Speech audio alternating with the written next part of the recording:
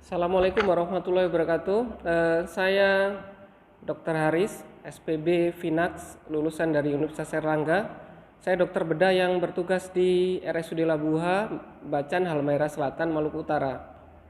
Saya cerita sedikit tentang Jamaah Masjid Asy-Syifa atau JMS. Kebetulan saya juga aktif di sana. Jadi sebelumnya Masjid Asy-Syifa ini seperti masjid di lingkungan rumah sakit pada umumnya, melakukan dakwah internal kepada karyawan rumah sakit.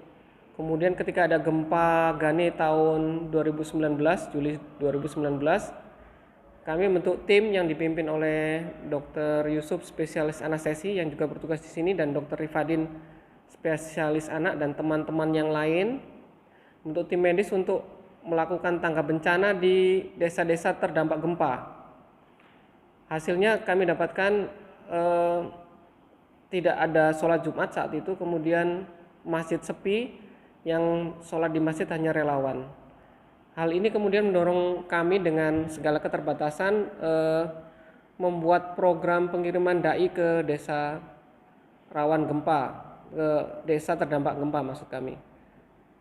Ini berlangsung hampir 1 tahun, kemudian ketika kita anggap kondisinya sudah aman, kita melanjutkan dengan program pengiriman dai tanggap kedua untuk sasaran kepada desa-desa yang rawan akidah. Kemudian dari situ kita membentuk semacam yayasan Jamaah Masjid Asy-Syifa, dengan harapan nantinya sasaran dakwah dan lingkupnya menjadi semakin luas, sehingga saat ini kita punya banyak program. Kita ada program pengiriman dai ke 6 desa rawan akidah dengan fokus di desa Lata-Lata dan Geti. Kemudian kita ada program pembinaan mu'alaf, semacam mu'alaf center yang sederhana, karena yang saya dapatkan di sini bahwa setelah mu'alaf melakukan ikrar syahadat biasanya tidak ada follow up pembinaan maupun pendampingan. Ini sangat memprihatinkan bagi kami. Kemudian kita punya program membantu keluarga pasien yang tidak mampu. Jadi keluarga pasien yang tidak mampu bila kehabisan bekal makan atau membutuhkan rujukan darurat ke pusat yang lebih tinggi, misalnya ke Ternate, kita usahakan bantuan.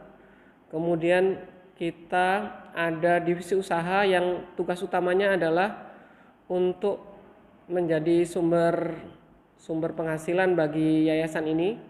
Kemudian kita punya divisi usaha yang melakukan banyak kegiatan bakti sosial, sunatan, mulai dari sunatan dan pengobatan gratis mulai dari Pulau Gani, Bacan, Kasiruta sampai daerah-daerah Joronga sana. Jadi sekilas itulah JMS,